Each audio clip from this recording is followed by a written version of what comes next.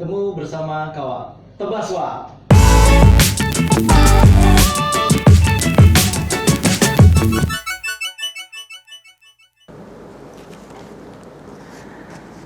Halo, assalamualaikum warahmatullahi wabarakatuh. Masih dengan saya Rian Bagan, asih dari studio Batangaring Utama di Gedung Batangaring Utama, Jalan Jenderal Sudirman, Palangkaraya. Pada episode kali ini, podcast Batangaring Utama Temu Bersama Kawal Tebaswal menghadirkan satu lagi owner dari Batangaring Utama. Ya, langsung saja IJ Due Telu Tebaswal. Tebaswal. Oke, sore hari ini kita mengundang owner Batangaring Utama yang tidak lain yang paling senior. Umurnya maksudnya ya.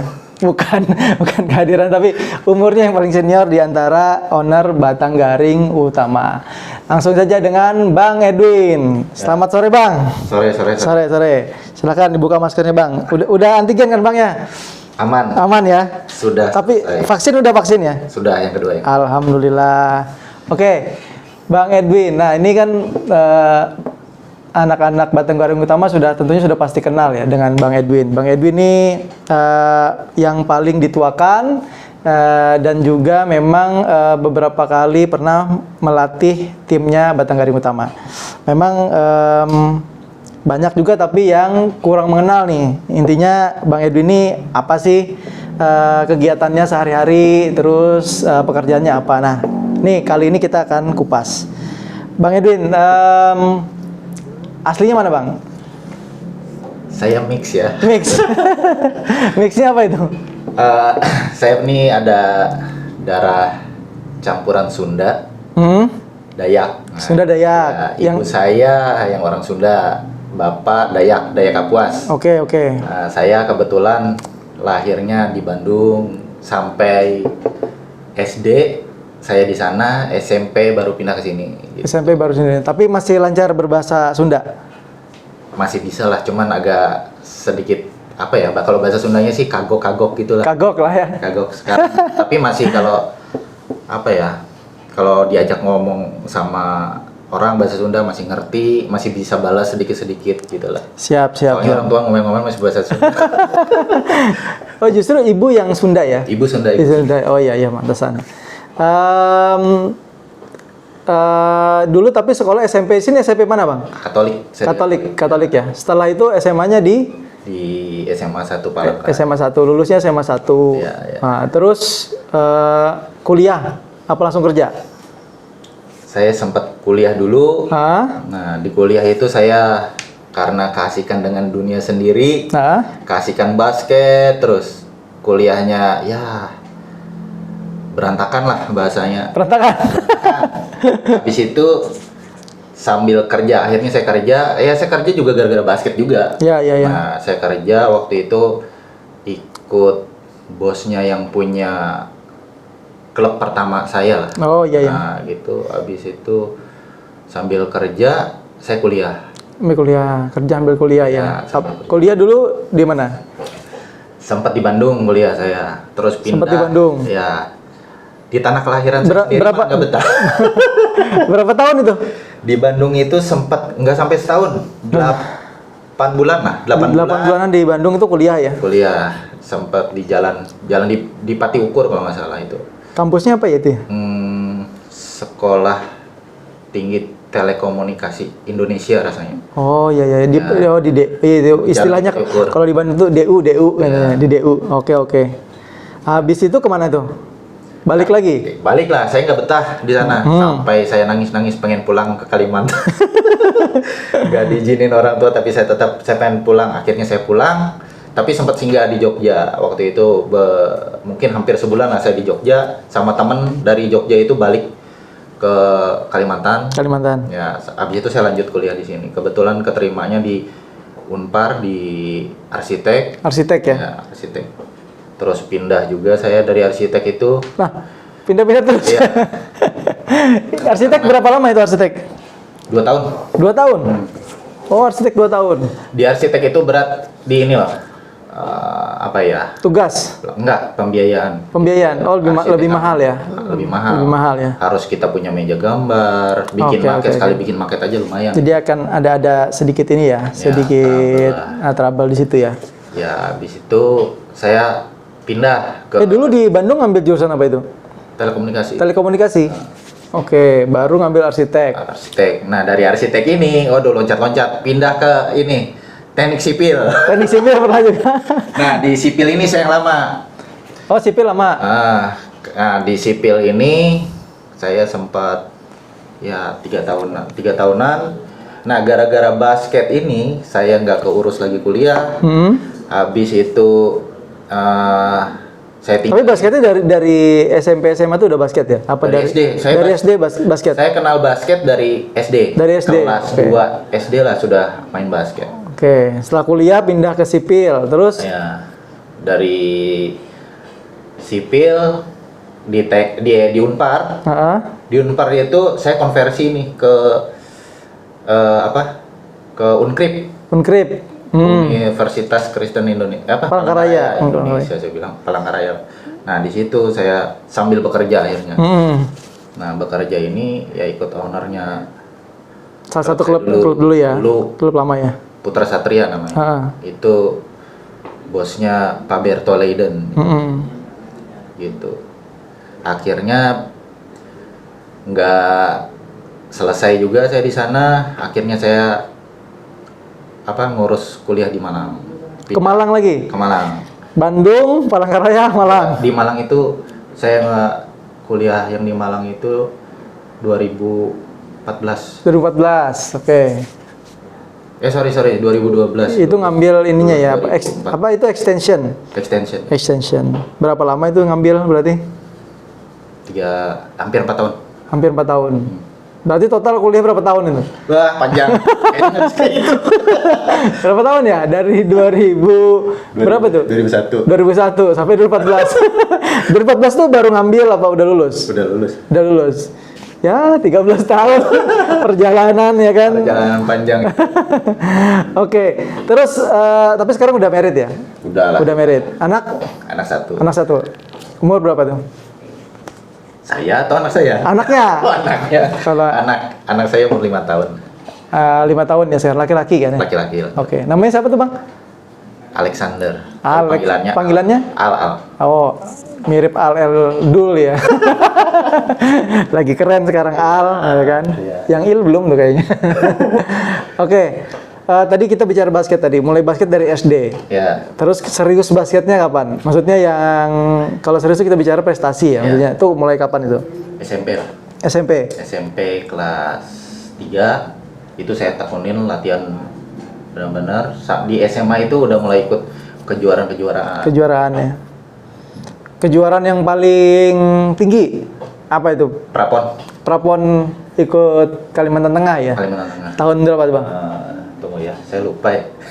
Saking Itu barengan siapa tuh? Angkatannya siapa tuh? angkatannya Esto, Oh, Esto. Andika, terus Bang Andik ya? ya Rian Narang. Rian Narang ya, oke. Banyak lah di situ. Sama siapa ya dulu tuh ya? Yopi. Yopi juga itu ya. pengurusnya ini, Bang Bucu. Bang Bucu dulu Bang ya? Dodi Samuel. Halo Bang Dodi. Ya, Bang Dodi udah pindah. Bang Bucu lah. Terus pelatihnya itu saya Bang Ijul. Oh, Bang Ijul. Bang Ijul udah pindah ke Pangkalan Terus Bun. sama Bang Victor waktu itu. Bang Ben juga termasuk Bang Ben. Oke. Ya, Bang Edwin, tadi udah bicara soal yang basket prestasi ya. Setelah basket berprestasi, otomatis kan udah lewat tuh masanya ya kan? Udah lewat masanya. Terus sekarang ngapain? Masih tetap basket kah? Terus atau ngapain kegiatannya? Tapi masih di dalam lingkup basket ya maksudnya? Masih lah. Kalau di ruang lingkup basketnya itu saya lebih banyak jadi pengurus ya. Kalau buat olahraga Bukan pengendut ya? Pengurus aja ya? pengurus lah. Kalau buat olahraganya sendirinya saya udah nggak terlalu aktif. Udah bahkan jarang sekali olahraga. Seminggu ada tapi? Seminggu ada basket? Apa sebulan sekali? Sebulan kayaknya. Mungkin sebulan sekali, sebulan 2 kali mungkin lah nggak Tapi kayak dulu lagi. kemarin dapat informasi katanya pernah sempat vakum sampai tahunan ya? Berapa? Iya, 3 tahun? 3 tahun berhenti basket? Benar ya. Gara-gara? Putus cinta atau gimana itu? Enggak lah. Ini aja tuh lagi apa ya? Jenuh.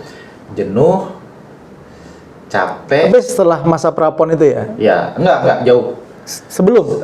Saya itu Sesudah prapon apa sebelum prapon? Sesudah prapon. jauh. Sesudah prapon. Saya itu berhenti basket di umur 30. 30 sempat berhenti. 29 30 lah, saya lupa ingat. Sekitar umur segitu. Nah, salahnya saya itu kemarin berhenti olahraganya, berhenti basketnya itu mendadak. Mendadak. Ya, mendadak. Jadi yang kesehariannya tiap hari, tiap sore itu olahraga terus tiba-tiba besoknya sampai ke 3 tahun ke depan itu sama sekali nggak pernah olahraga dan itu ternyata tidak boleh. Kenapa? Tidak boleh. Menyebabkan apa ya? Stres fisik lah. Stres Karena fisik.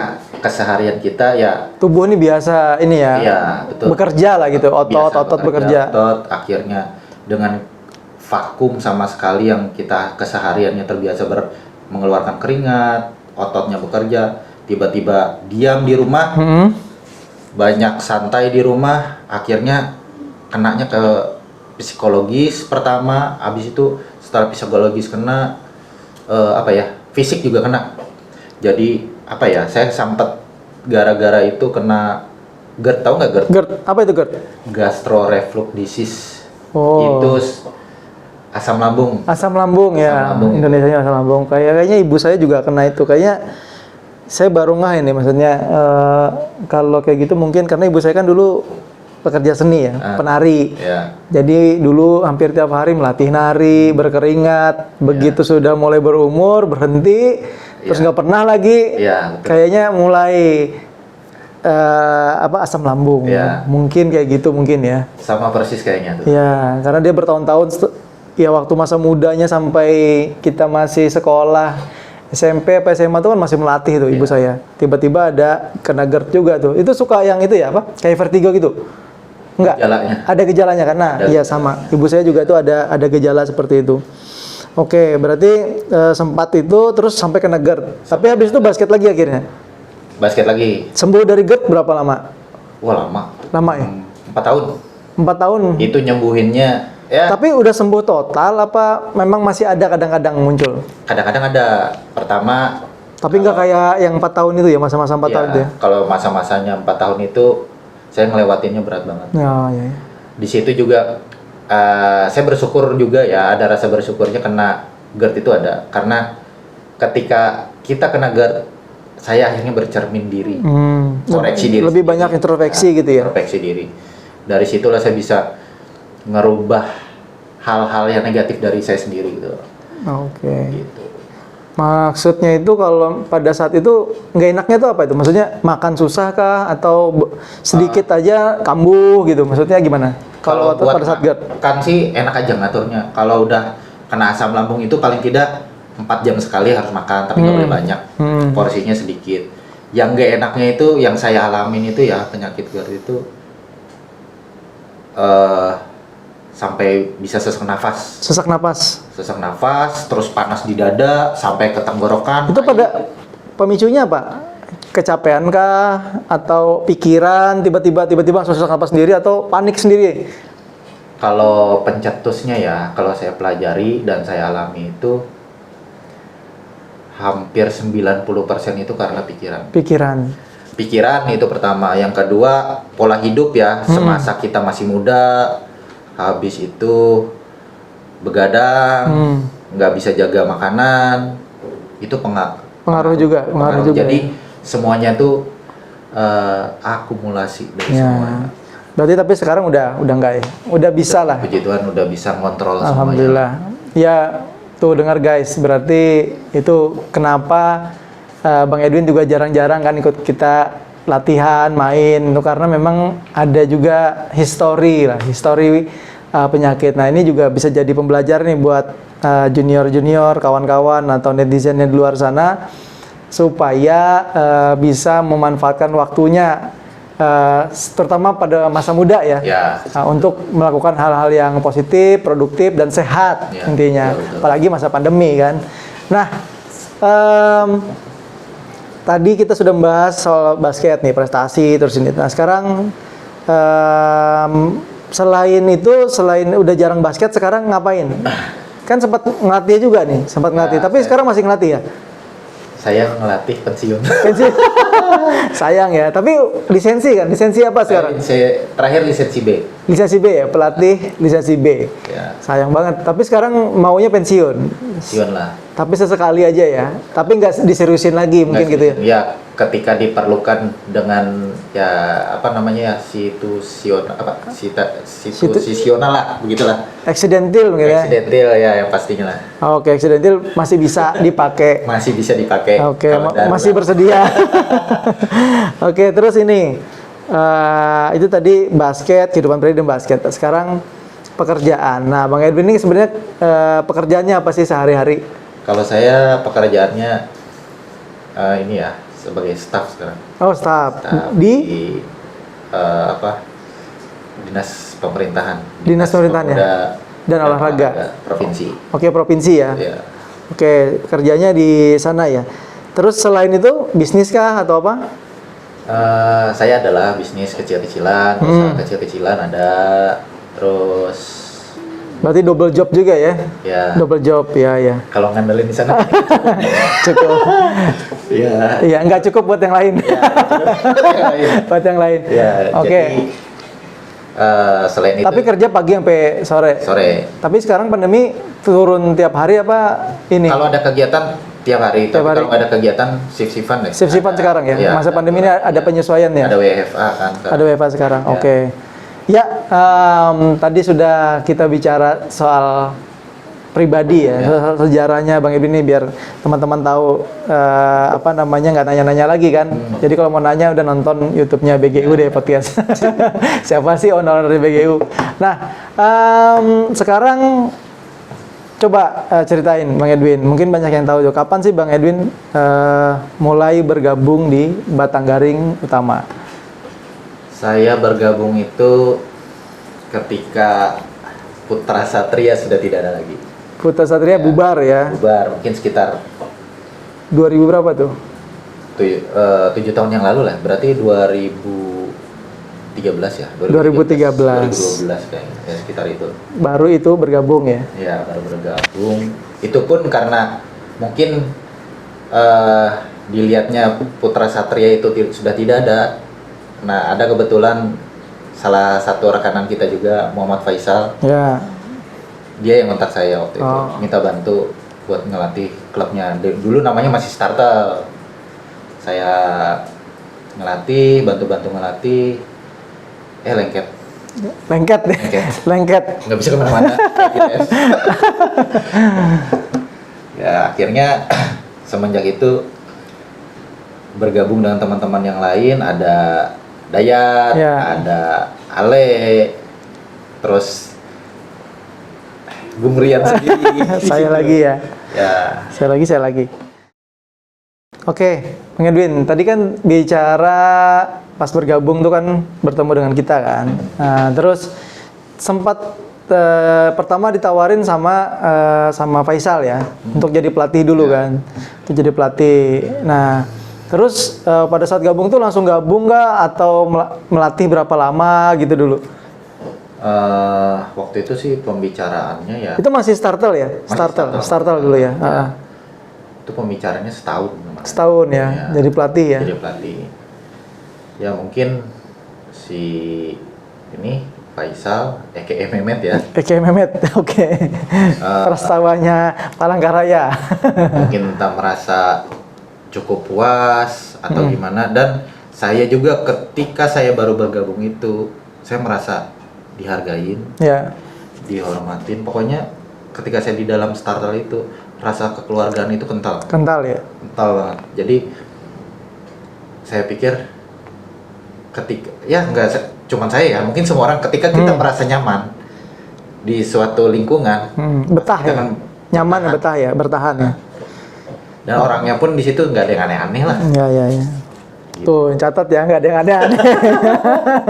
Nggak ada yang ngajakin yang aneh-aneh ya. Kalau aneh-aneh sendiri aja. Kebetulan nggak aneh-aneh. Nggak aneh ya.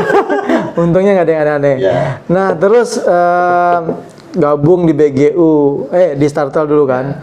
Terus kan ikut juga tuh pada masa transisi kan, transisi dari starter ke BGU waktu itu kan. Nah, terus idenya juga kan kita harapannya apa sih pada saat itu? Pada saat kita mengganti nama menjadi itu, bayangannya gimana gitu maksudnya? Visinya dari Bang Edwin sendiri itu pada saat kawan-kawan memutuskan berubah nama dari starter ke BGU itu visinya seperti apa? Ya, visinya itu intinya harus ada nuansa kedaerahan. Nuansa kedaerahan, nah, untuk nama ya? Ya, untuk nama. Dan nuansa kedaerahan itu yang kita bawa berharap bisa go nasional lah.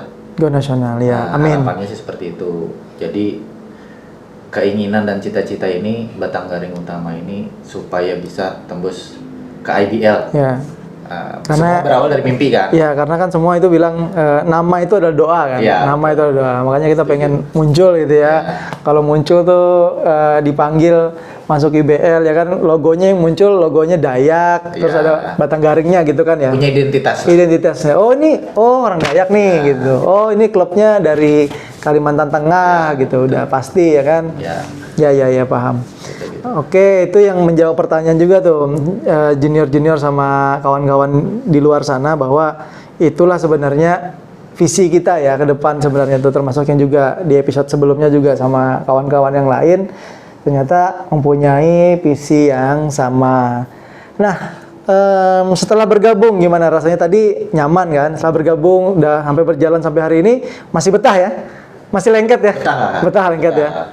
Selain basket kita BGU juga ada unit usaha kan, udah dijelaskan sama ya kawan-kawan yang lain tuh. Nah itu pandangan Bang Edwin gimana tuh sekarang perkembangan, apalagi di masa pandemi ini, bisnisnya BGU itu akan seperti apa tuh? Saya rasa bisnis BGU saat ini trennya masih positif ya. Ya. Saya lihat dari usaha kita tuh satunya Batako masih positif, terus di propertinya positif juga, terus nih sekarang saat ini unit yang baru ini kan YouTube ya. Kita jalanin. Terus mungkin ke depan yang ini ada sedikit terselubung nih bisnis BGU yang saya dengar nih. Selentingan-selentingannya kita udah mau bermain di tambang ya. Oh, tambang. Tambang itu urusannya Koale. Iya. Urusannya Koale. Ya, mudah lancar lah semuanya. Ya, mudah-mudahan lancar. Harapannya dari bisnis itu semua kita bisa ngehidupin orang banyak lah. Enggak melulu buat orang sesuai filosofi kita ya. Filosofi Batanggaring sendiri kan, pohon kehidupan ya kan. Kehidupan buat orang banyak gitu. Ya jadi ingat Bang Dayat nih. Dia ingat malah kita nggak ingat. Harapannya ke depan nih untuk Batanggaring Utama 3 sampai 5 tahun. Seperti apa bayangan Bang Edwin? 3 sampai 5 tahun ke depan gimana BGU? Sudah di IBL. Sudah di IBL. Amin. Mantap. Sudah di IBL, ingat ya, catat. 3 sampai 5 tahun. 2000 berapa tuh? Mungkin 2000 maksimal 5 tahun. 5 ya 2026. 2026 sudah di IBL. Gitu. Jadi agak gerah juga ini dengar. Karena ini target. Siap. Ya mungkin investor ada yang mau gabung, silakan. Ditunggu kita bisa bicara di meja bulat ini. Oke, kalau usahanya gimana? Itu kan tadi klub ya. Usahanya gimana? Usaha apa dulu? 3 sampai 5 tahun. Maksudnya usaha-usaha BGU unitnya seperti apa? Ya, harapannya semua usaha yang kita jalani semakin settle ya, semakin kuat. Terus kita sekarang mau bentuk pondasinya dulu lah. Pondasi perekonomian BGU. Jadi ketika pondasinya udah kuat, otomatis nanti ya berjalan dengan sendirinya. Iya. Kita tanpa pusing-pusing lagi. Iya. Emang gila ya, Mang. Anak-anak di owner ini ya, basket di Batanggaring Utama ini. Kita tuh mikirin usaha, yang mana usaha itu buat orang lain. Iya kan? Artinya kita sendiri pun belum memikirkan diri sendiri ya kan maksudnya. Artinya kita selalu mikirin orang lain ya. Selalu mikirin orang lain ya. Tuh dengerin junior-junior tuh. Pengorbanan abang-abangnya ini kan istilahnya dari owner sendiri itu kerja itu buat anak-anak ini bisa latihan, punya tempat yang positif ya kan. Nah sekarang anak-anaknya aja lagi tinggal datang. Mereka kan tinggal bawa badan. Iya, latihan tinggal latihan. Iya, Minum disediain. pelatih disiapkan. Tinggal seharusnya ini dari zaman saya ini. Dulu kita masih bayar sendiri ya. Iya. Bayar sendiri lapangan patungan ya kan? Iya, lapangan patungan. Sekarang kan enak nih udah. Pelatih nggak dibayar dulu kan. Iya. Udah itu nggak datang latihan lagi. Iya. Mudah-mudahan nih junior-junior nih adik-adik Batang Garing Utama tuh paham gitu kan. Intinya tuh semangat latihan ya di sini. Kalau kita nggak punya kemauan ya susah. Ya, artinya kita owner cukup dengan anak-anak tuh semangat latihannya udah terbayar ya rasanya. Betul. Kerja keras kita udah terbayar. Nggak minta apa-apa kok. Iya, kita nggak minta apa-apa. Begitu dia udah jadi pemain bagus, diambil klub lain kita juga nggak minta apa-apa. Iya, nggak minta apa-apa. Iya, paling dia perhatian dia aja untuk junior-juniornya ya. Intinya itu ketika dia bisa go nasional ataupun internasional, dia selalu bawa identitas Kalimantan Tengah, mengharumkan Kalimantan Tengah. Ya, tuh dengar tuh. Nah, Bang Edwin, sekarang kita mau tanya harapan Bang Edwin nih untuk basket Kalteng ke depan seperti apa? Kalau harapan saya sih otomatis pasti mimpi saya. Ya. Mimpi saya itu Kalimantan Tengah ini bisa berlaga di PON ke Di PON depannya. ya? 2000. Kita belum pernah ya? Belum pernah sama sekali ya? Lolos pernah. Lolos pernah itu Lolos waktu PON. ya zaman kepengurusannya Pak Bertoleden itu. Dan itu juara 2 rasanya. Juara 2 di Prapon. Runner up ya? Runner up di Prapon. Runner up. Dan Praponnya di mana waktu itu? Praponnya itu kalau nggak salah ya, seingat saya itu di Bali juga. Bali ya? Bali. Oke. Habis itu, kalau nggak Bali Semarang deh, antara dua itu deh. Oke. Waktu itu pemain-pemainnya itu Yala, Agung, Rohman, Rocky, zamannya mereka lah. Itu lolos PON dan sangat disayangkan karena masalah administrasi aja kemarin itu. Mereka gagal, akhirnya digantikan sama provinsi lain yang lolos itu. Oh, jadi didiskualifikasikan ya? Diskualifikasi. Ya, jadi harapannya ya belajarlah Kalteng lah. Ya. Karena masalah administrasi buat ke depan Kalimantan Tengah ini administrasinya dibenerin, terus latihannya juga dibenerin, jangan lagi yang seperti dulu kita. Ya harapannya atlet-atletnya memang original dari Kalimantan Tengah ya. Original lah. Lokal ya, maunya kita. Mudah-mudahan bisa kan? Ya, mudah-mudahan. Karena memang kan ini kan baru berganti kepengurusan ya. Ya, betul. Dari Bang Ambeng ke Kevin ya. Andika Tueh ya.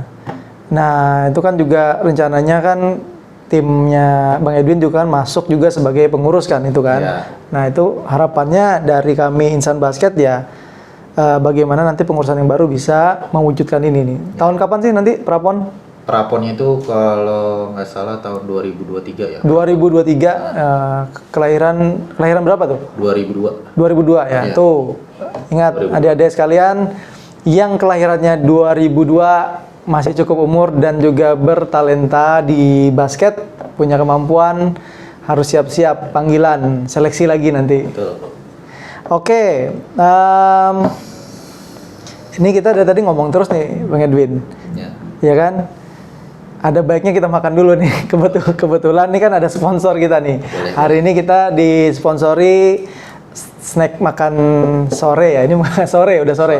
Sore ini sponsori dari Coco Puff. Coco Puff nih dia nih.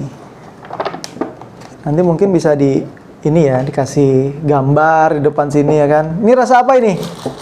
Vanilla, coklat? Wah, nggak tahu nih saya. Bebas. Buka kayaknya. Coco Puff, ya kan original cream puff. Ini Boleh dimakan? Boleh. Silakan. Justru ini ada untuk dimakan. Ini kalau mau beli ini ada di Palma ya. Ada di Palma. Tapi pandemi ini buka ya? Buka.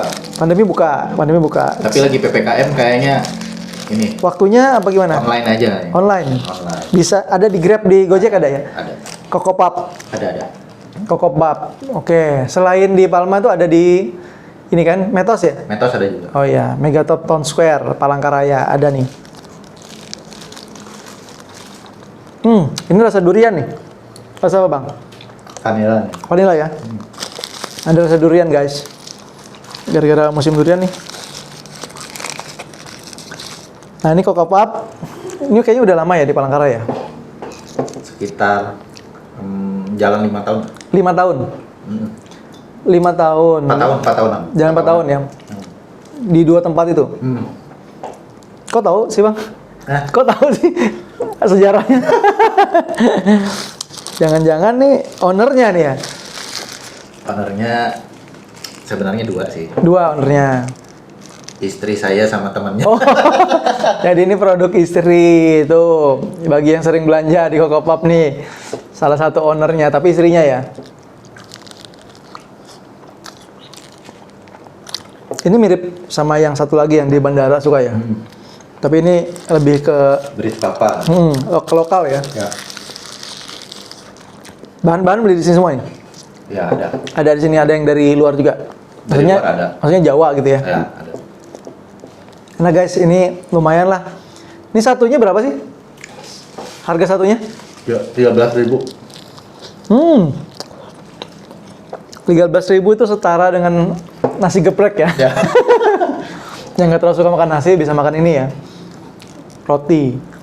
Oke guys, mudah-mudahan nanti kalian kalau ke Palma, ke Metos bisa mampir di Coco Puff. Biasanya kalau saya sih biasanya pulang nonton dulu ya, pulang nonton beli pulang, bawa ini buat pulang. Dan ini paling enak disajikan dan dimakan pada saat dingin ya. Dingin. Jadi habis beli masuk kan ke kulkas baru makan, enak. Ya, oke nih Bang Edwin. Ini udah sampai di sesi terakhir. Biasanya kita di sesi terakhir nih pasti akan ada semacam game kata yang game pertanyaan lah ya kan. Nanti dari saya akan kasih satu pertanyaan berupa pilihan. Boleh pilih yang satu atau pilih satu. Nanti tinggal dijawab dan kasih alasan. Oke, kita mulai ya. Pertanyaan pertama. Jadi ketua atau jadi anggota? Ketua lah. Ketua. Alasan? Kita bisa mengekspresikan mengaplikasikan juga apa yang ada di pikiran kita. Gitu loh. Lebih memilih jadi ketua daripada anggota ya? Ya, tapi kenyataannya? Anggota. Ini kok bertolak belakang ya? Kirain. Berarti harusnya jadi ketua ya? Ya, tapi sementara ini anggota dulu lah ya. Tapi ketua juga gini loh maksudnya. Jadi seorang ketua itu juga tergantung tempat. Tergantung tempat. Ya. Kalau ketua sebuah organisasi mungkin bisa dikatakan yang seperti tadi ya. Iya. Tapi kalau dari sebuah tim ya, itu nggak bisa gitu. Walaupun kita di situ jabatannya sebagai ketua, tapi kita juga harus tergantung tadi ya, wadahnya bisa, tadi ya. Ya, wadah harus bisa maksudnya koordinasi dengan yang koordinasi lain. yang lain ya. Itu kan organisasi kan itu ya, mengorganize ya, kan. Betul. Ketua harus mampu mengorganize. Oke. Pertanyaan kedua. Jadi orang yang baper apa yang santai? Santai. Kenapa? Kalau baper sakit buat diri sendiri. Sakit buat diri. GERD kampus ya? Nah, GERD kampus. Itu dulu gitu. Dulu gitu ya. Sekarang lebih santai ya? Udah bisa mengontrol semuanya lah. Oke. Pertanyaan ketiga. Memilih kerja di kantor atau di lapangan? Lapangan. Di lapangan. Lebih memilih kantor. Tapi sekarang Kantor. di kantor. Berarti masih ada hal-hal yang harus ini ya, maksudnya ya, bisa keluar dari zona nyaman tadi ya kan. Harusnya kalau suka lapangan berarti harus. Sebenarnya saya orang lapangan. Sebenarnya lapangan ya. Dari dulu orang lapangan. Cuman karena kondisi ya. Kondisi. Dan keinginan dulu orang tua. Jadinya ya ngikutin lah. Di kantor dulu ya. Berarti di kantor dulu. Tapi kalau ada peluang buat ke depan ya nggak masalah. Oke, siap. Oke. Jadi karyawan atau jadi pengusaha? Pengusaha lah. Jadi pengusaha ya? Ya. Usaha. Maunya pengusaha yang seperti apa ini? Retail, besar, kecil? Besar lah. Besar. Ya. Satu tapi besar. Satu apa tapi besar. kecil apa Kecil banyak? Satu tapi besar. Satu tapi besar ya. Ya. Oke. Nah yang terakhir, pertanyaan kelima nih. Milih basket apa jaga anak? Basket. Basket. Kenapa? Ini aneh nih. Kenapa itu? Kalau jaga anak biasanya ibu-ibu. Ya. Semua orang punya pilihan masing-masing. Tapi ya, kita sebagai suami tetap bantu lah. Iya, siap. Ini bukan maksud apa-apa ya, tapi tetap jangan yang baik diambil, yang tidak baik jangan diikutin. Oke, ya. Sudah berakhir podcast kita pada sore hari ini. Di episode keempat ini dengan Bang Edwin mengenai sejarah salah satu ini semacam puzzle sejarah BGU. Nanti kalau mau lengkap ceritanya harus ikutin semua episodenya. Terus yang terakhir jangan lupa like, subscribe, and share serta komen di YouTube Batanggaring Utama Entertainment ya, di setiap podcastnya. Jumpa lagi nanti dengan saya Rian Bagan dan Batanggaring Utama di Batanggaring Utama Podcast. Temu bersama kawal di Tebaswal. Tebaswal. Temu bersama kawal Tebaswal.